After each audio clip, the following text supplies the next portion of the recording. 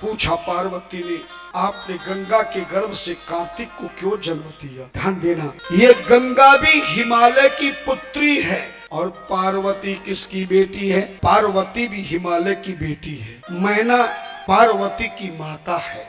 और इनका जन्म कैसे हुआ? पार्वती की माता मैना का तीनों युगों में 3 राजाओं की पत्नियां धर्मात्मा बनी। सतयुग में हिमालय की पत्नी मैना बनी। त्रेता युग में महाराजा जनक की पत्नी, जिसका नाम धन्या था। जनक जी की पत्नी का क्या नाम था? पर तुम्हें किसी ने बताया नहीं होगा। हर व्यक्ति ने जनक जी की पत्नी का नाम सुनैना कहा होगा, है ना? पर धर्म शास्त्रों के अनुसार सीता की माता का नाम, जनक जी की धर्म पत्नी का नाम धन्या था। वो तो जनक जी प्रेम पूर्वक अपनी भावना से धन्या धर्म पत्नी को सुनैना कहते थे। क्या कहते थे? सुनैना। और सुनैना का अर्थ जानते हो ना? सुमानी अच्छा, नयन मानी आंखें। जिनकी आंखें नेत्र सुंदर हो, ऐसे सुंदर आंखों वाली देवी को सुनैना कहा जाता है। पर कौन सी देवी की आंखें सुंदर होती है? काजल लगाने से सुंदर नहीं होती, बड़ी बड़ी आंखें होने पर भी सुंदर नहीं होती, ब्यूटी पार्लर में बढ़िया सेटिंग कराने पर भी आंखें सुंदर नहीं कहलाती।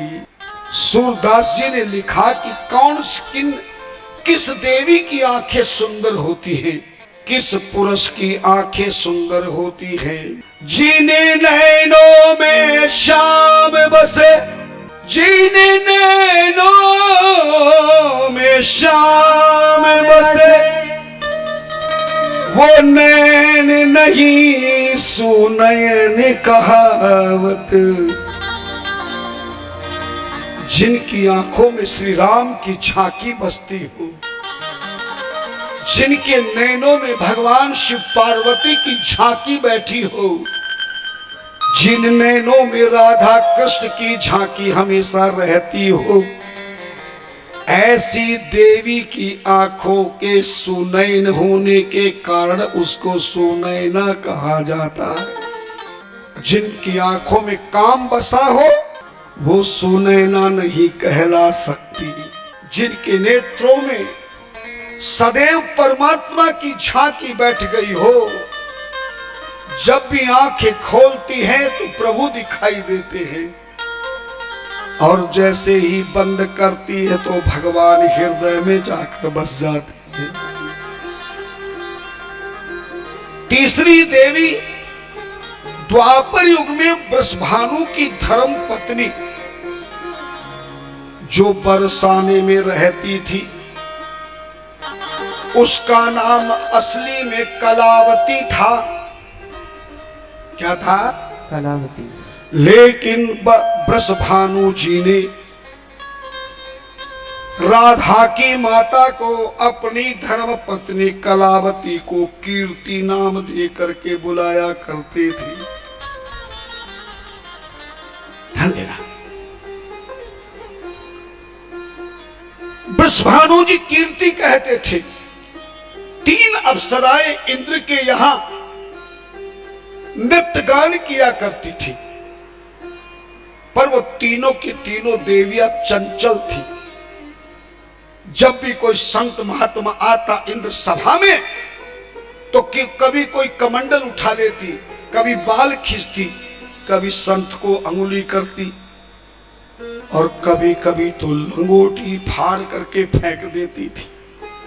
कई संतों ने समझाया, देवी बेटा ऐसा करना उचित नहीं है, पर जिसका जो स्वभाव पड़ गया, छोटे बचपन में चंचल हो गई तो क्या करें। अप्सराएं थी इंद्र की यहां। एक बार सनक सनंदन सनातन सनत कुमार पहुंचे।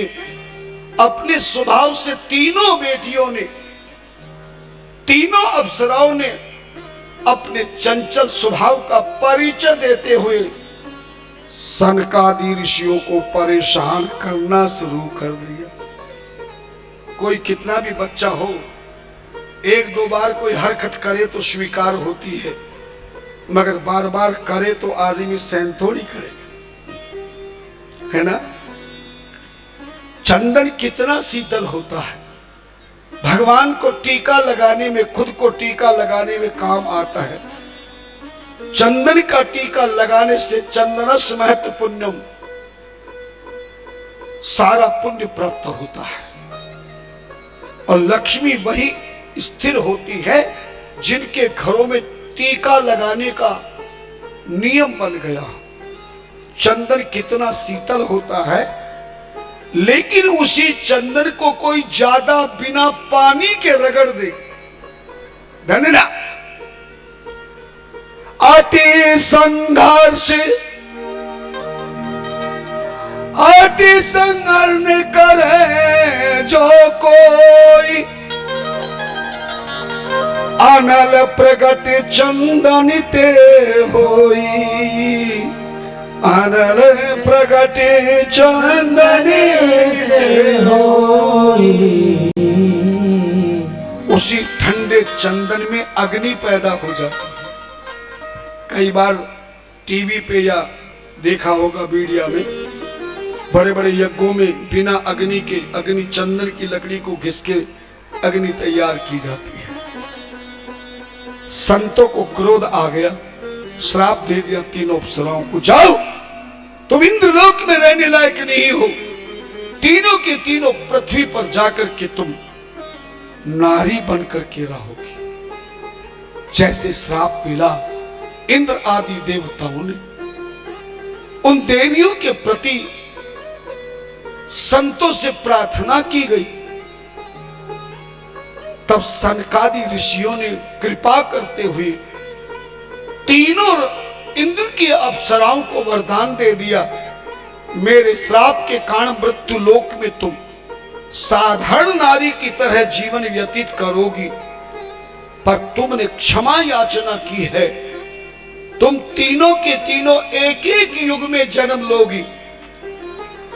सबसे बड़ी वाली सतयुग में जन्म लेगी, दूसरी वाली त्रेता युग में जन्म लेगी, तीसरी वाली द्वापर युग में जन्म लेगी, और तुम्हारा जन्म पृथ्वी पर होगा, पर तुम तीनों युगों में क्रमशः पैदा होकर के राजाओं की महारानी बनोगी, और तुम्हारे गर्भ से साक्षात्कार परमात्मा की शक्ति पैदा अवतरण रूप में हो। वही पहली अप्सरा त्रेता सतयुग में हिमालय की धर्म पत्नी मैना बन के आई, जिनके यहां पार्वती ने जन्म लिया। त्रेता युग में वही देवी जनक की पत्नी सुनैना धान्या के यहां सीता के रूप में आकर के आनंद दिया, और द्वापर युग में वृषभानु के यहां, कीर्ति के यहां आकर के राधा के रूप में अवतरण लिया।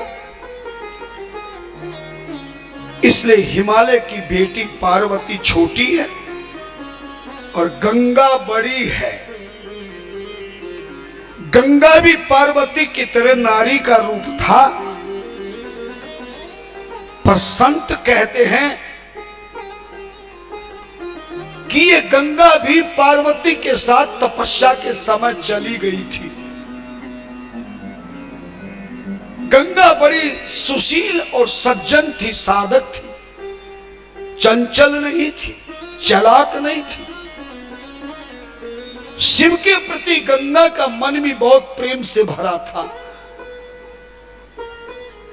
जब नारद जी ने पार्वती को शिव की तपस्या करने का विधान बताया, और रेखा में योगी जटिल अकामन नगन अमंगल भेष, ऐसे पति का समाधान बताया, तो शिव की तपस्या का विधान बता के आशीर्वाद दिया। तब गंगा ने भी पूरा विधान सीख लिया। जैसे घर में किसी को बताओ तो बहन या मां सब सीख ले, गंगा भी पार्वती के साथ में गई। शंकर भगवान पार्वती को याद दिला रहे हैं। और जिनको शंका है कि गंगा के गर्भ से शिव ने पुत्र क्यों जन्म दिया, उसी शंका का समाधान हम आपको संतों के बताए अनुसार कर रहे हैं। ध्यान से सुन के हमेशा याद रखना, ताकि शंका कभी दोबारा ना हो। पार्वती ने घोर तपस्या करी तो गंगा भी तपस्या करने लगी। और जैसे ही पार्वती की तपस्या पूर्ण हुई, गंगा की भी तपस्या पूर्ण हो गई।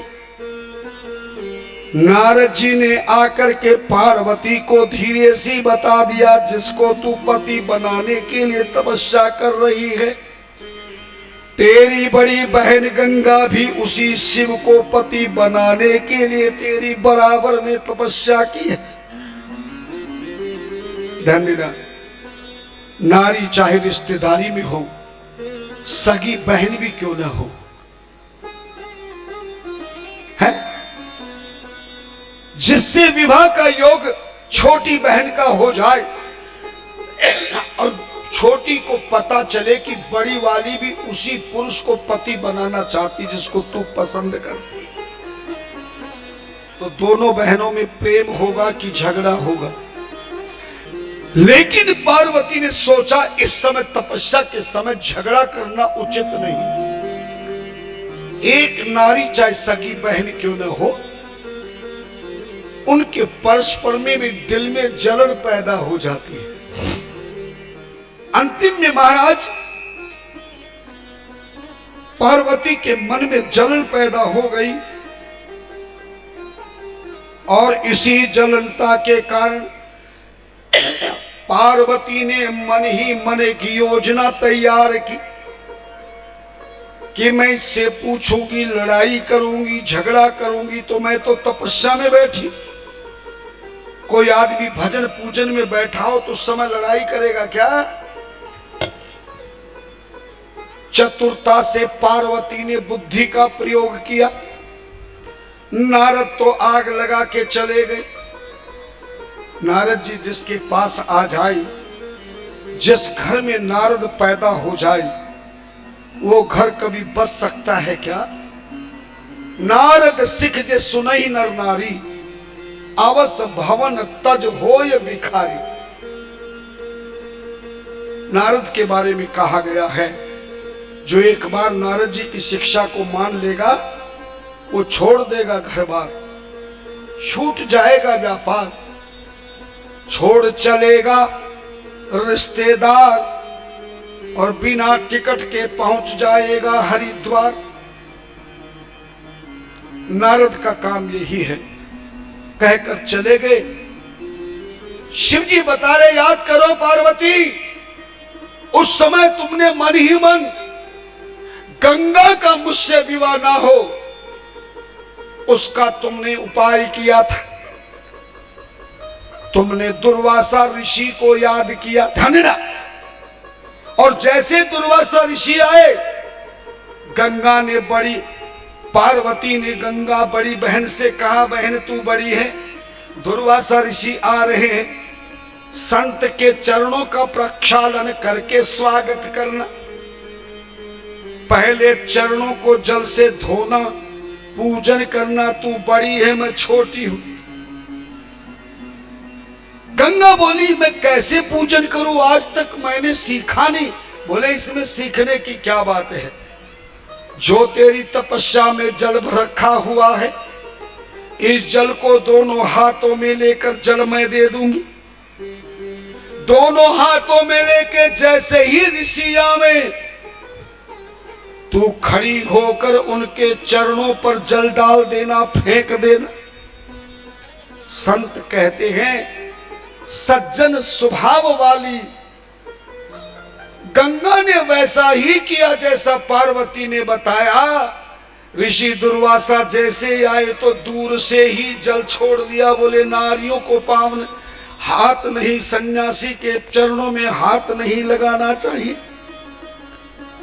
ऐसा सोच करके दुर्वासा ऋषि जैसे ही आए, गंगा ने दोनों हाथों से जल जोर से फेंका अब मिट्टी में किसी के पांव को जोर से जल फेंकोगे तो वस्त्र खराब होंगे कि नहीं, बोलो ना। है? गंगा ने जैसे ही जल डाला, ऋषि दुर्वासा के वस्त्र मिट्टी में हो गए। अब ऋषि दुर्वासा तो बहुत क्रोधी है। ऋषि दुर्वासा, बताऊंगा कौन है ऋषि दुर्वासा। ऋषि दुर्वासा ने शिवलीला के अधीन क्रोधित होकर के गंगा को श्राप दे दिया। ऐ हिमालय की ज्येष्ठ पुत्री, लगता है तू राजा की बेटी होने के कारण तुझे अभिमान है, तुझे संतों का सत्कार सम्मान करना तुझे नहीं सिखाया।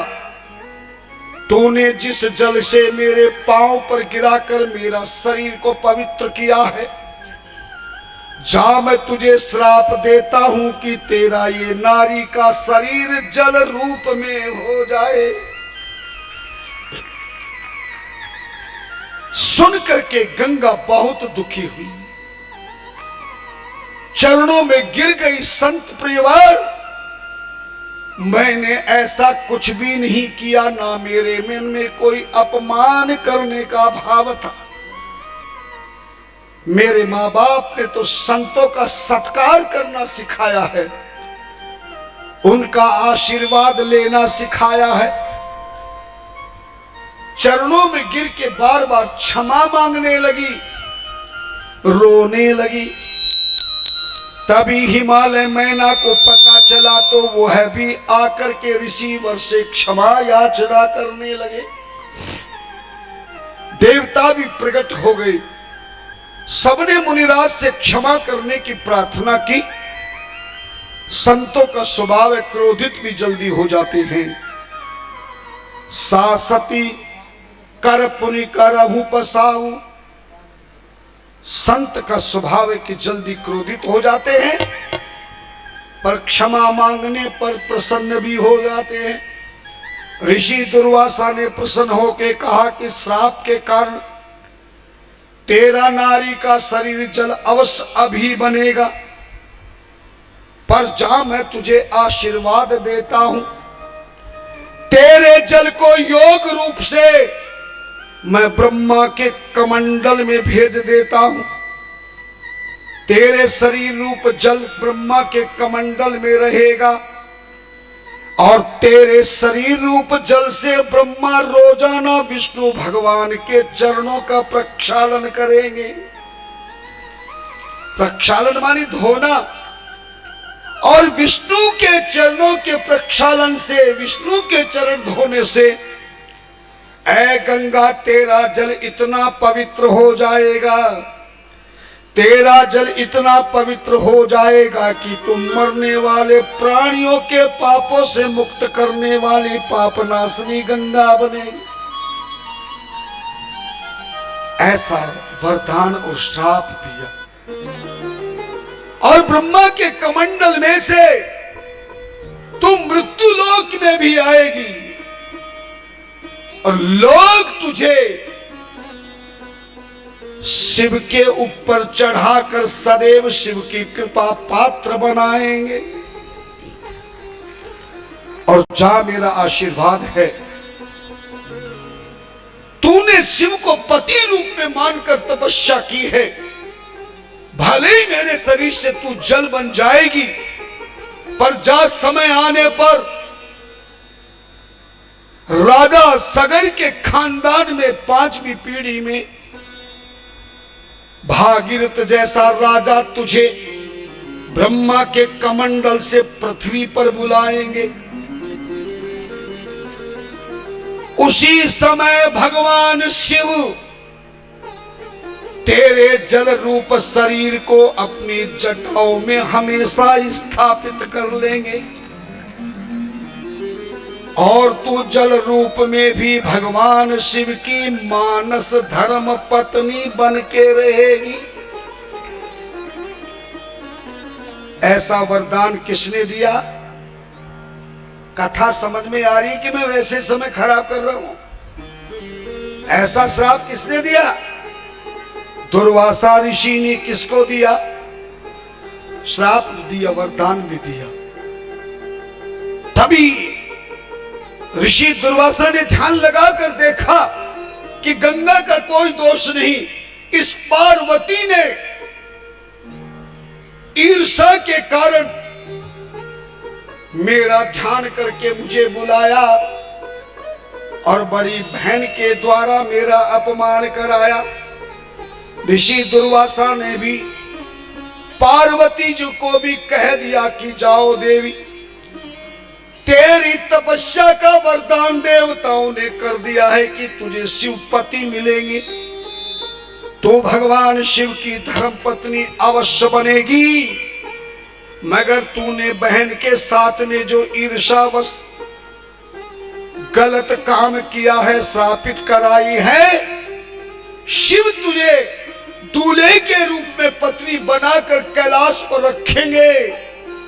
शिव के नाम से तू सदा पार्वती कहलाएगी, पर्वत की बेटी है।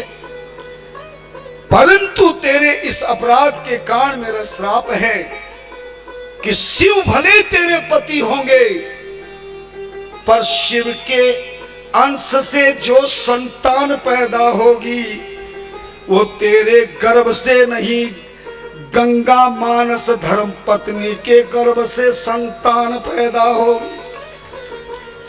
कुछ समझ में आया? शंका दूर हो गई। इसी कारण भागीरथ ने जब गंगा को बुलाया और शिवजी ने उसे जटा में वेग को रोका, सुना होगा गंगा जी जटा में घूमती रही, बाहर नहीं निकली।